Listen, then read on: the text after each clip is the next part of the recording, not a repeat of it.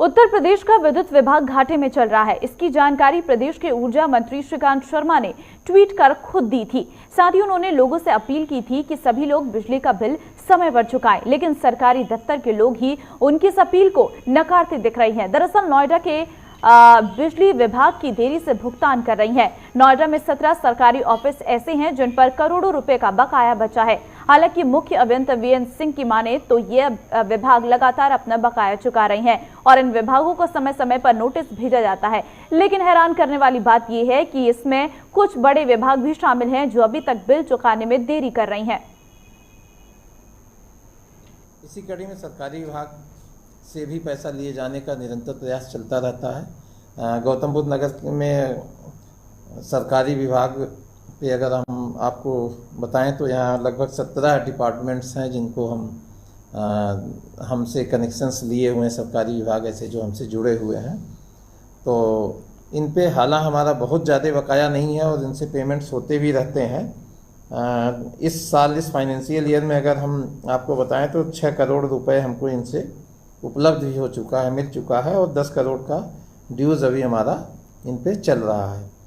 तो बिजली हर आम खास की ज़रूरत होती है, लेकिन इसके बदले लोगों को बिजली का समन शुल्क भी चुकाना होता है। लेकिन हम इस वक्त नोएडा में मौजूद हैं, नोएडा के बिजली विभाग में। यहाँ अगर हम बात करें कुछ सरकारी विभागों की, तकरीबन 17 सरकारी विभाग ऐसे हैं जो बिजली का समन शुल्क या बिजली का बिल चुकाने में कहीं ना कहीं देरी बरत रहे हैं। और अगर हम वीएन सिंह की माने, जो मुख्य यहाँ करता धरता है लाइट के, उनकी माने तो उनके मुताबिक करोड़ों रुपए का बिजली बिल अभी भी सरकारी ऑफिस पे बाकायदा है। लेकिन साथ ही उनका यह भी कहना है कि लगातार जो ड्यूज़ पेंडिंग हैं उनका भुगतान हो भी रहा है। तो देखना यह है जो करोड़ों रुपया बचा है सरकारी विभागों पर, वो कब तक अदा कर पाएंगे। वीडियो जर्नलिस्ट दुर्गेश के साथ हैदर अली, J24/7 न्यूज़, नोएडा।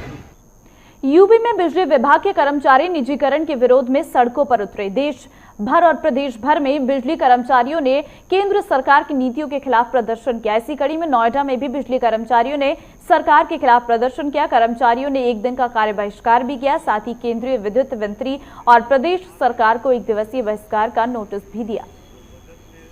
आज देश भर में इलेक्ट्रिसिटी अमेंडमेंट बिल हो या पेंशन बहाली का मुद्दा हो या और भी तमाम ऐसे मुद्दे हैं बिजली विभाग वर्कर्स के, जिसको लेकर ये लोग आज प्रदर्शन कर रहे हैं, 1 दिन का कार्य बहिष्कार कर रहे हैं। हम नोएडा में मौजूद हैं, हमारे साथ कुछ लोग मौजूद हैं और सीधा उन्हीं से बात करेंगे, जानेंगे उनकी मांगे क्या हैं, क्या चाहते हैं। आप लोग विरोध कर रहे हैं, 1 दिन का कार्य बहिष्कार है आपका, क्या चाहते हैं निजीकरण को लेकर, अमेंडमेंट बिल को लेकर? सबसे मुख्य विरोध तो यही है, 2020 का जो इलेक्ट्रिसिटी अमेंडमेंट बिल पेश किया गया था उसमें निजीकरण को बढ़ावा दिया जाए, और निजीकरण कभी समाधान नहीं है किसी भी व्यवस्था का, और ये फेल भी हुआ है। ग्रेटर नोएडा, आगरा इसके जीवंत उदाहरण है। इससे पहले उड़ीसा में जब चक्रवात आया था, पूरा निजी व्यवस्था ध्वस्त हो गई थी, सरकार को हाथ में लिया। मेरा स्पष्ट मानना है, हमारा स्पष्ट मानना है कि आवश्यक सेवाओं को हमेशा सरकार अपने नियंत्रण में रखना चाहिए। इसमें आपको खामियां क्यों नजर आती हैं, क्या खामियां नजर आती हैं? निजीकरण होते, क्योंकि निजी घराने आएंगे तो वो अपना लाभ पहले देखेंगे। ये एक वेलफेयर विभाग भी है जिससे बहुत सारी कल्याणकारी योजनाएं भी चलती हैं।